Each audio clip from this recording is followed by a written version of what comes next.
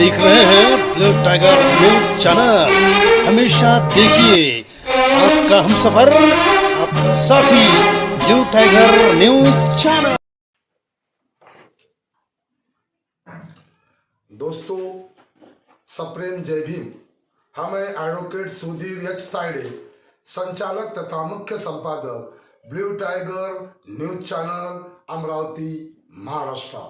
सबसे पहले blue tiger news channel के कार्यक्रमों को नियमित रूप से देखने वाले भारत के तमाम दर्शकों का तथा ब्लू टाइगर न्यूज चैनल के कार्यक्रमों को नियमित रूप से सुनने वाले भारत के तमाम श्रोताओं का हम हार्दिक स्वागत करते हैं और आप सभी को धन्यवाद देते हैं। दोस्तों, आप सभी का कानून की दो बातें इस सेगमेंट में आप सभी दर्शकों का, आप सभी श्रोताओं का हम हार्दिक स्वागत करते हैं। और कानून की दो बातें इस सेगमेंट में एक महाराष्ट्र स्टेट गवर्नमेंट के नोटिफिकेशन के बारे में जानकारी आपको देने जा रहे हैं। तो दोस्तों, इस सेगमेंट में ये जो नोटिफिकेशन है इसकी हम चर्चा करने जा रहे हैं।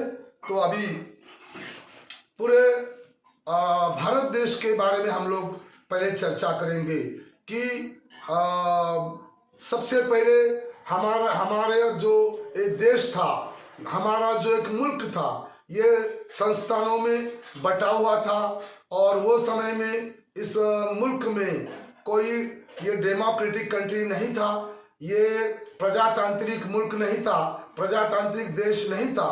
उस समय में राजा, महाराजा, सुल्तान, शहंशाह ये लोग इस मुल्क के अपने अपने संस्थान पे ये हुकूमत करते थे।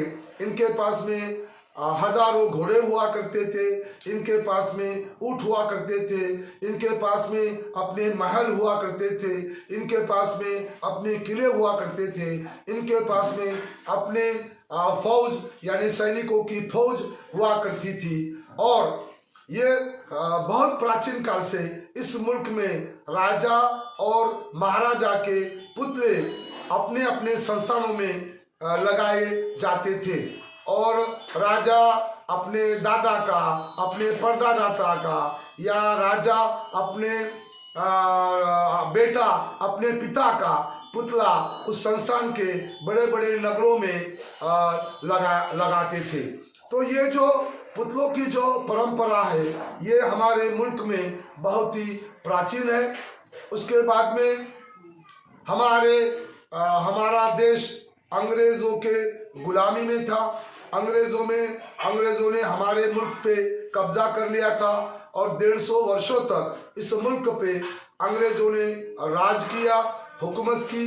तो अंग्रेज के शासन कार्यकाल के दौरान भी चाहे कलकत्ता हो, चाहे मुंबई हो, चाहे दिल्ली हो, चाहे हैदराबाद हो, ऐसे जो बड़े बड़े महानगर हुआ करते थे जहां उनके वाइसराय या गवर्नर वहां हुकूमत करते थे, तो उस शासन कार्यकाल में भी, अंग्रेजी शासन कार्यकाल में भी अंग्रेजों ने अपने गवर्नर और अपने वाइसरॉय के पुतले भारत देश के अनेक बड़े बड़े महानगरों में, बड़े बड़े शहरों में लगाए हुए थे। तो भारत में ये बहुत प्राचीन परंपरा पुतले लगाने की रही है दोस्तों। और अभी हमारा मुल्क एक प्रजातांत्रिक मुल्क होने के बाद ये परंपरा वैसे ही शुरू है। भारत देश के भिन्न भिन्न सामाजिक संगठनों द्वारा, भिन्न भिन्न राजनीतिक दलों द्वारा, भिन्न भिन्न सामाजिक शैक्षणिक संस्थाएं द्वारा और बड़े बड़े समाज सेवकों द्वारा भी भारत देश के भिन्न भिन्न राज्यों के शहरों में, गांवों में और कस्बों में युग पुरुषों के और महान पुरुषों के पुतले लगाए जाते हैं दोस्तों। तो पुतले लगाने के पीछे अलग अलग कारण हैं पुतले बिठाने के पीछे अलग अलग कारण है। कुछ लोग और हम ये बात करना चाहते हैं कि यहाँ भारत देश में भिन्न भिन्न पंथों को मानने वाले लोग हैं, भिन्न भिन्न धर्मों को मानने वाले लोग हैं, भिन्न भिन्न जाति से आते हैं। तो उनके अपने अपने धार्मिक पुरुष है, उन धार्मिक पुरुषों पे उनकी अपनी आस्था है। कुछ कुछ सामाजिक पुरुष है, उन सामाजिक पुरुषों के बारे में कुछ कुछ लोगों के दिल में आदर और सम्मान है। कुछ कुछ राजनीतिक पुरुष है, उनके प्रति भी बहुत सारे लोगों के दिलों में आदर और सम्मान है। तो हर धर्म के लोग, हर जाति के लोग, हर समाज के लोग अपने अपने आस्था के हिसाब से अपने अपने गांव में, अपने अपने शहर में, अपने अपने कस्बे में, अपने अपने नगर में, अपने अपने महानगर में पुतले लगाते हैं और वो उनके आस्था का सवाल है। उस पर हमें टिप्पणी करने की अभी जरूरत नहीं है। तो दोस्तों, हम देखते हैं कि अभी ये सामाजिक संगठन पुतले क्यों लगाते हैं, राजनीतिक दल क्यों लगाते हैं। तो कभी कभी क्या करते हैं कि राजनीति में जो नेता सक्रिय है वो नेता सोचते हैं कि एक जाति का ये युग पुरुष है, इस जाति का ये युग पुरुष है और ये जाति का युग पुरुष होने के बाद में इस जाति के बहुत सारे वोट है और अभी चुनाव है। तो यदि मैं इस जाति के युग पुरुष का पुतले की प्रतिष्ठापना मैं किसी शहर के चौराहे पे, महानगर के चौराहे पे, किसी पार्क में, गार्डन में या किसी सरकारी संस्थान में अगर मैं पुतले की प्रतिष्ठापना करता हूं तो इस समाज के वोट मुझे चुनाव में मिल सकते हैं। तो कुछ लोग केवल और केवल सिर्फ और सिर्फ अपना राजनीतिक स्वार्थ साध्य करने हेतु पुतले लगाते हैं। कुछ लोग ऐसे हैं कि राजनीतिक दल के नेता होते हैं और दल के नेता होने के बाद में उनको लगता है कि अपनी लोकप्रियता दिन ब दिन घट रही है, हमको मानने वाले लोग कम होते जा रहे हैं, हमारे समर्थक कम होते जा रहे हैं, मीडिया हमारे तरफ में ध्यान दे नहीं रही है, हम लाइमलाइट में नहीं आ रहे हैं, इसलिए हमें बहुत सारी पॉजिटिव और निगेटिव पब्लिसिटी मिलना चाहिए। इसलिए भी वो पुतला लगता है या पुतला नहीं लगता है, उनसे उन राजनेताओं को, उन नेताओं को कुछ लेना देना होता नहीं है। लेकिन वो पुतले की प्रतिष्ठापना गैर कानूनी तरीके से करने के बाद में जो उसको इलेक्ट्रॉनिक मीडिया के तरफ से जो बड़ा कवरेज मिलता है, प्रिंट मीडिया के तरफ से जो बड़ा कवरेज मिलता है, उससे उस राजनीतिक दल की पूरे मुल्क के अंदर में, पूरे देश के अंदर में, पूरे राज्य के अंदर में उसकी चर्चा होती है और उस नेता को पॉजिटिव और नेगेटिव पब्लिसिटी मिलती है। कुछ लोग बोलते हैं कि उस नेता ने गलत किया, कुछ लोग कहते हैं कि उस नेता ने सही किया। तो नेता अपने पॉजिटिव और नेगेटिव पब्लिसिटी प्राप्त करने हेतु पुतले वहां लगाते हैं। तो ये और कुछ सामाजिक संगठन के लोग होते हैं, छोटे जाति के लोग होते हैं, पिछड़े जाति के लोग होते हैं, आदिवासी जनजाति के लोग होते हैं। तो ये इन लोगों की अपने अपने जाति में जो बड़े बड़े क्रांतिवीर पैदा हुए, जो बड़े बड़े स्वातंत्र वीर पैदा हुए, जो बड़े बड़े महानायक पैदा हुए, तो अनुसूचित जाति और जनजाति के लोगों को अपने जाति के युग पुरुष के महानायक के बारे में बहुत बड़ी दिल में श्रद्धा होती है और इन महापुरुषों को वो अपने प्रेरणा स्रोत मानते हैं, ऊर्जा स्रोत मानते हैं। तो अपनी जो पिछड़ी जाति है, अपनी जो छोटी जाति है, अपनी जो अनुसूचित जनजाति है, इन तमाम लोगों को इस युग पुरुष से एक प्रेरणा मिले और संघर्ष करने की ताकत मिले। इसलिए भी आदिवासी जनजाति के लोग और पिछड़े जाति के लोग अपने अपने गांव में, अपने अपने बस्ती में, अपने अपने टांडे में, अपने अपने गांव में ये अपने महानायकों के पुतले वहां बिठाते हैं। तो क्या पुतले लगाने चाहिए या पुतले नहीं लगाने चाहिए, ये हमारे चर्चा का आज विषय नहीं है। हमारे चर्चा का विषय है कि किस तरह से हम पुतले की प्रतिष्ठापना कर सकते हैं। ये हमारा कानून की दो बातें इस सेगमेंट में हमारा चर्चा का विषय है कि हम पुतले नगरों में, महानगरों में कैसे लगा सकते हैं और इसकी क्या प्रक्रिया है, इसके बारे में जानकारी देंगे। और सुप्रीम कोर्ट, भारत का सुप्रीम कोर्ट क्या कहता है। तो दोस्तों आइए कानून के पहलू को समझ लेते हैं। के.आर. प्रदीप कुमार, ये जो केरला का व्यक्ति है, केरला का जो शख्स है, उसने अपने स्टेट में, वहाँ की जो केरला स्टेट गवर्नमेंट थी, उन्होंने एक सोसाइटी को रास्ते के ऊपर में एक पब्लिक फिगर यानी एक सामाजिक व्यक्तित्व वाला पुरुष की पुतला लगाने की अनुमति दी थी। और यह अनुमति देने के वजह से वो पुतला जो वहां से लोग आया जाया करते थे, उनके आने जाने में दिक्कत पैदा कर रहा था, यातायात में मुश्किलें खड़ी कर रहा था, यातायात में व्यवधान पैदा कर रहा था। और उसके वजह से वहां पर अपघात और दुर्घटना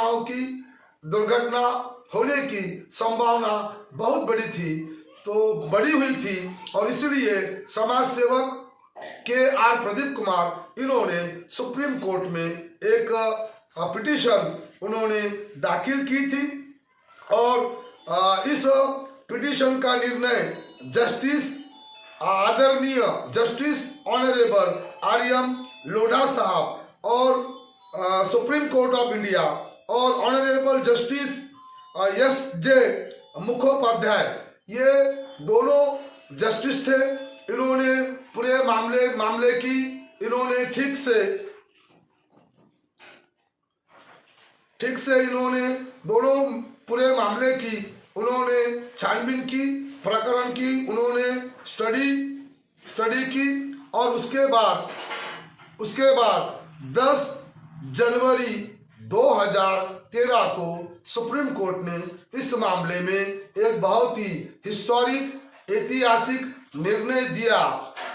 और उन्होंने सुप्रीम कोर्ट ने कहा कि जो पुतले रास्ते पर, चौराहों पे, यातायात में अगर दिक्कत पैदा कर रहे हैं, अगर वहाँ दुर्घटना होने की बड़ी संभावना अगर वहाँ है, अगर वहाँ पर वो पुतला टूटने के बाद में अगर दो जाति समूह में किसी प्रकार का तनाव निर्माण होने की अगर संभावना है, इसलिए प्रशासन को और शासन को चाहिए कि वो अपनी गाइडलाइन बनाए और किसी भी व्यक्ति को अनधिकृत तरीके से, गैर कानूनी तरीके से रास्तों के ऊपर में, चौराहों के ऊपर में पुतला लगाने की अनुमति नहीं देनी चाहिए। ऐसा ये सुप्रीम कोर्ट का जजमेंट है 10 जनवरी 2013 का। और ये सुप्रीम कोर्ट का जजमेंट पूरे भारत देश के लोगों को लागू है। सुप्रीम कोर्ट ने ये जब जजमेंट दिया था, उस जजमेंट में कोटेशन और स्टेटमेंट क्या कहा था, देखिए सुप्रीम कोर्ट अपने जजमेंट में क्या कोटेशन देता है। Public road is not only any one's property. जो सार्वजनिक रास्ते हैं, पब्लिक के जो रास्ते हैं, रोड है, वो उस पर किसी एक व्यक्ति का या एक संस्था का, एक पर्सन का उसके ऊपर में मिल्कियत का हक नहीं है, अधिकार नहीं है। Each citizen has right to use the road. That right cannot be interfered with or impeded by constructing temple, mosque, church or gurudwara, or by installing the statue of public figure. तो supreme court स्पष्ट रूप से कहता है कि भारत देश के अंदर में जितने भी राज्य है, हर राज्य में सरकारी और सार्वजनिक रास्ते हैं। कई महानगर पालिका के तहत में आते हैं, कई नगर परिषद के तहत में आते हैं, कई नगर पंचायत के तहत में आते हैं और कई ग्राम पंचायत के तहत में आते हैं। तो ये जो सरकारी जो रास्ते हैं, तो वो रास्ते किसी एक व्यक्ति के, किसी एक संस्था के, किसी एक जाति समूह के हो नहीं सकते और भारत देश का हर नागरिक इन रास्तों का इस्तेमाल कर सकता है। और इसलिए ये इन रास्तों पे पुतले या धार्मिक स्थल का निर्माण करके उन रास्तों में दिक्कत या व्यवधान या व्यत्यय निर्माण नहीं किया जाना चाहिए, ऐसा सुप्रीम कोर्ट का यह महत्वपूर्ण हिस्टोरिक जजमेंट है। तो यह हो गई सुप्रीम कोर्ट की बात। 10 जनवरी 2013 के बाद में यदि हम भारत देश में रहते हैं तो हम मनमानी तरीके से, अपने मर्जी से, अपने को अपन जब चाहे तब हम पुतले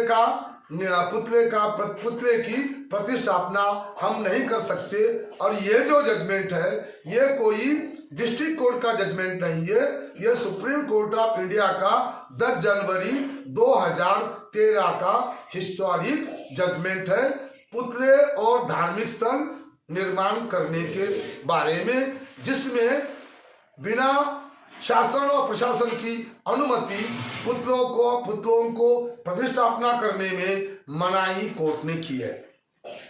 अब यह होगा सुप्रीम कोर्ट का। हम महाराष्ट्र राज्य के तहत में हम लोग निवास करते हैं, तो महाराष्ट्र सरकार का क्या नोटिफिकेशन है?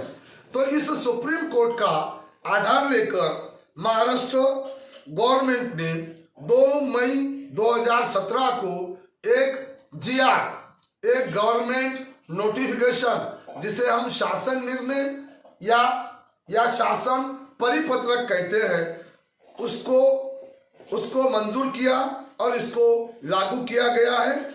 यह है महाराष्ट्र शासन निर्णय है, सामान्य प्रशासन विभाग शासन निर्णय क्रमांक है पुतला 3116, प्रकरण क्रमांक 308-29। फिर से मैं पढ़ देता हूं। महाराष्ट्र शासन निर्णय, सामान्य प्रशासन विभाग शासन निर्णय क्रमांक पुतला 3116 ऑब्लिक प्रकरण क्रमांक 308/29 और इसकी तारीख है 2 मई 2017। तो अभी ये जो शासन निर्णय है, तो अभी अगर हमको इस शहर में या महानगर में या बस्ती में या हमारे खुद के शिक्षण संस्था में, हमारे घर के आंगन में पुतला अगर लगाने का है, तो हम बिना इजाजत, सरकार की अनुमति के बिना हम उस पुतले का प्रतिष्ठापना नहीं कर सकते हैं। तो जिला लेवल में एक पुतला सुरक्षा समिति होती है। अब ये पुतला सुरक्षा समिति में कौन होता है? उसमें DM, डिस्ट्रिक्ट मजिस्ट्रेट यानी जिलाधीश यानी जिलाधिकारी होता है। उसके बाद में शहर का मामला है, उसके साथ में पुलिस आयुक्त होता है। और वो पुतले की जो जगह है, अगर वो महानगर पालिका के हद में आती है तो महानगर पालिका का आयुक्त होता है। तो जिलाधिकारी, पुलिस आयुक्त और मनपा आयुक्त, इन 3 लोगों की सुरक्षा समिति ये शहर के लिए होती है। अगर वो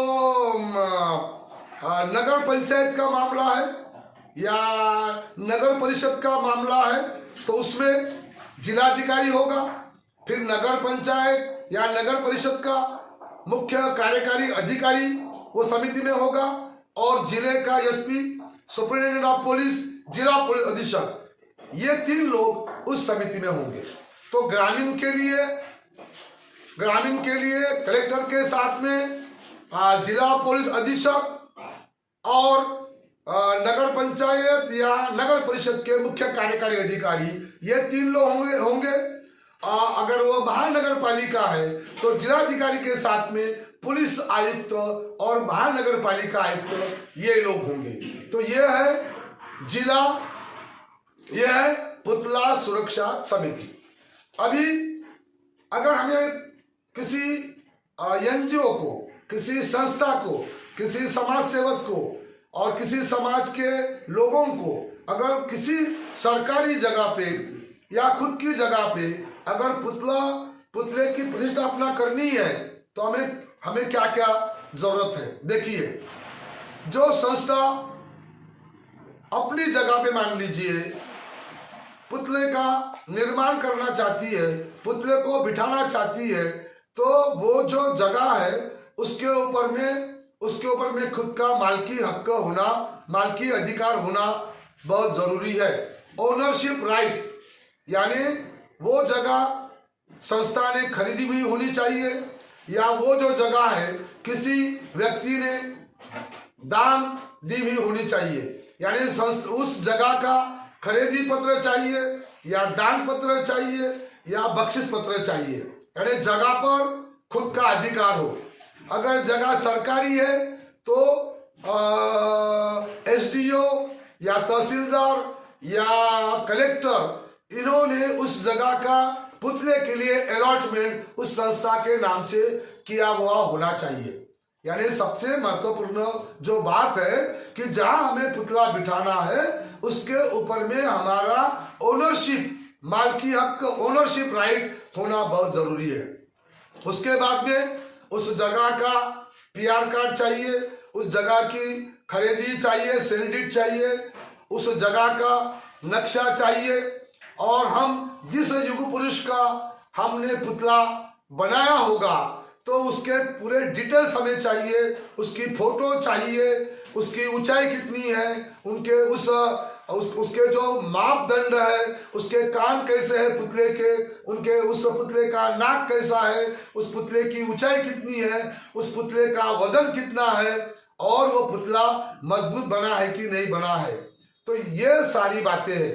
जगह के कागजात होना जरूरी है, पीआर कार्ड जरूरी है, खरीदी खर्च जरूरी है, पुतले का फोटो जरूरी है, और पुतला मापदंडों के हिसाब से बनाया हुआ होना चाहिए। अगर हम किसी युग पुरुष का पुतला बनाते हैं, उसकी मान ने पुतला बहुत बड़ा बनाया और उस पुतले के कान छोटे छोटे बना दिए, तो उस महापुरुष की विटंबना हो सकती है। अगर हमने पुतला बहुत बड़ा बनाया लेकिन पुतले का नाक हमने विद्रूप तरीके से बनाया तो पुतले की विटंबना हो सकती है। अगर चेहरा हमने उस महापुरुष का बनाया और बाकी का शरीर हमने किसी और दूसरे महापुरुष का लगा दिया, तब भी विटंबना हो सकती है। तो सबसे पहले जगह खुद की होनी चाहिए, ओनरशिप राइट होना चाहिए। उसके बाद में जगह के सारे कागजात, खरीदी खत, पीआर कार्ड, नक्शा उपलब्ध होना चाहिए। जो संस्था उस पुतले की प्रतिष्ठापना करना चाहती है, उस संस्था का चैरिटेबल ट्रस्ट एक्ट के तहत में या मुंबई सोसाइटी एक्ट के तहत में उसका रजिस्ट्रेशन सर्टिफिकेट होना चाहिए, उनकी मेमोरेंडम होनी चाहिए, 11 लोगों की, 9 लोगों की, 13 लोगों की कार्यकारिणी होनी चाहिए, और उसके बाद में हो जाती है प्रक्रिया शुरू। उसके बाद में हमको कानूनी तरीके से एक प्रस्ताव बनाना होता है। उस प्रस्ताव में हमें उस प्रस्ताव के साथ जगह के डॉक्यूमेंट जोड़ने होंगे। उस प्रस्ताव के साथ में संस्था का नोंदनी प्रमाण पत्र दोनों जोड़ने होंगे, और उसके बाद में वो कलेक्टर के पास में उस प्रस्ताव को हमें वहां पर सादर करना होता है, प्रस्ताव को वहां जमा करना होता है। उसके बाद में जिस इलाके में हम लोग पुतला बिठा रहे हैं तो जिस महापुरुष का, जिस युग पुरुष का, जिस धार्मिक पुरुष का, जिस सामाजिक पुरुष का, जिस राजनीतिक पुरुष का पुतला हम जिस जगह पर बिठा रहे हैं उसके 2 किलोमीटर रेंज के अंदर में वही पुतला पहले से ही नहीं होना चाहिए। यानी हम देख रहे हैं कि 1 किलोमीटर के भीतर में पहले ही पुतला वहां ऑलरेडी लगाया हुआ है और हम दूसरा पुतला वही इलाके में लगा रहे हैं। ऐसे स्थिति में उस शासन निर्णय का वो भंग होता है। तो 2 किलोमीटर के रेंज में पूरे राउंड में वो युग पुरुष का पुतला नहीं होना चाहिए। फिर जो संस्था है, जो समाज सेवक है, जो कार्यकारिणी है, वो अपने संस्था के नोंदणी प्रमाण पत्र, जगह का नक्शा, जगह का पीआर कार्ड, जगह का खरीदी खत, ये सब उनको जमा करना होता है कलेक्टर के पास में प्रस्ताव के साथ में। और वो जो पुतले की जगह है वो जिस पुलिस स्टेशन के हद में आती है उनको भी एक पत्र देना होता है थानेदार के नाम से कि हम इस सरकारी जगह है, इस सरकारी जगह को हमको तहसीलदार ने अलॉट किया है, या हमको एसडीओ ने अलॉट किया है, या हमको कलेक्टर ने अलॉट किया है, या हमको महसूल मंत्री ने दिया है, या हमको नगर विकास मंत्रालय ने दिया है, या हमको यह जगह महानगर पालिका ने दी है, या यह जगह हमें जिला परिषद ने दी है। तो जो जगह जिस भी स्थानिक संस्था ने वो जगह अगर अलॉट की होगी, या तहसीलदार ने जगह अलॉट की होगी, या कलेक्टर ने दी होगी, उसकी एक प्रत हमें पुलिस स्टेशन में लगानी होगी। और एक महत्वपूर्ण बात यह है कि उस इलाके में जितने भी लोग निवासी है, पहले ऐसा था कि अगर माइनॉरिटी के लोग अगर वहां कम है तो उनकी परमिशन होना जरूरी था। तो अगर माइनॉरिटी के लोगों ने अगर परमिशन अगर नहीं दी तो पुतले की परमिशन मिलने में दिक्कत हुआ करती थी। अभी उसमें अमेंडमेंट हो गई है, अभी माइनॉरिटी की परमिशन जरूरी नहीं है। जनरल जो भी पब्लिक है उसमें से 50% से ज्यादा लोगों की परमिशन जरूरी है। अगर उसमें मान लीजिए उस इलाके में 10,000 लोग अगर रहते हैं तो कम से कम 5,500 लोग, अगर 6,000 लोग अगर पुतला लगाने की अनुमति देते हैं तो इसके आधार पे आपको अनुमति मिल सकती है। यानी जिस इलाके में सरकारी जगह पे या खुद की जगह पे पुतला लगाना है उस जगह के पूरे कागजात चाहिए, पीआर कार्ड चाहिए, खरीदी खत चाहिए, या गवर्नमेंट का अलॉटमेंट लेटर चाहिए। जिस इलाके में पुतले को प्रतिष्ठापना करनी है उसका जो पुलिस थाना जिसके हद में वो आता है वहां के पुलिस थाने के पुलिस निरीक्षक की एक एनओसी चाहिए। और बाद में सारी प्रक्रिया होने के बाद पुतले के जगह के कागजात, खरीदी खत या अलॉटमेंट लेटर या पीआर कार्ड, उसके बाद में वहां पर इलाके में जितने भी लोग रहते हैं, सारे कैटेगरी के जो लोग रहते हैं, 50% ज्यादा लोगों की अनुमति कि हमको इस हमारे बस्ती में, हमारे नगर में या इस रास्ते पर पुतला लगाने में कोई दिक्कत नहीं है, ऐसा एक एनओसी। उसके बाद में जो संस्था ये पुतला लगा रही है उस कार्यकारिणी का एक रिजोल्यूशन होना चाहिए कि कार्यकारिणी में बैठक हुई और यहाँ इस शहर के इस गार्डन में या रास्ते के चौराहे पे या इस शिक्षण संस्था के आंगन में हमने पुतला लगाने का निर्णय लिया, निर्णय के बारे में चर्चा की और ये जो रेजोल्यूशन है, ये प्रस्ताव है, ये बहुमत से पारित हो गया है। ऐसा उस संस्था का रेजोल्यूशन चाहिए और ये सारी जरूरतें, आवश्यकता पूरी करने के बाद एक स्पेशल फॉर्मेट में यह प्रस्ताव कलेक्टर के पास आपको सादर करना पड़ेगा, जमा करना पड़ेगा। उसके बाद में कलेक्टर की तरफ से और महानगर पालिका के आयुक्त की तरफ से अधिकारी उस जगह पर आएंगे, वो जगह का मुआयना करेंगे, आजू बाजू के लोगों के साथ में, निवासियों के साथ में, नागरिकों के साथ में चर्चा करेंगे। आपने जितने भी डॉक्यूमेंट्स लगाए हैं उस डॉक्यूमेंट का वेरिफिकेशन होगा और जो भी संस्था, जो भी कार्यकारिणी, जो भी समाज सेवक, जो भी लोग उस पुतले को बिठाना चाहते हैं, उनका एक आखिरी में अंडरटेकिंग लगाना होता है कि इस पुतले को हमने बिल्कुल योग्य मापदंड लगाकर बनाया है, पुतले का चेहरा विद्रूप नहीं है, और उसके बाद में जगह के सारे डॉक्यूमेंट्स हमने जेन्युइन लगाए हैं। इसके बाद में इस पुतले की हम कभी भी विटंबना नहीं होंगे और हम पूरे हर साल इसकी अच्छी तरह से देखभाल करेंगे, और पुतले के कारण हम हमारे शहर में, हमारे महानगर में, हमारे बस्ती में कभी भी कोई विवाद नहीं होने देंगे। ये सारी बातों का पूर्तता करने के बाद में कलेक्टर उस प्रस्ताव पे मंजूरात देंगे, सैंक्शन देंगे, पुलिस आयुक्त सैंक्शन देंगे, मनपा आयुक्त सैंक्शन देंगे। या तो ग्रामीण का है तो कलेक्टर सैंक्शन देंगे, एसपी सैंक्शन देंगे, और नगर पंचायत या नगर परिषद का मुख्य कार्यकारी अधिकारी उसको सैंक्शन देंगे। और ये सैंक्शन प्राप्त करने के बाद आप आपके खुद के जगह पे या सरकारी जगह पे आप पुतले की प्रतिष्ठापना कर सकते हो।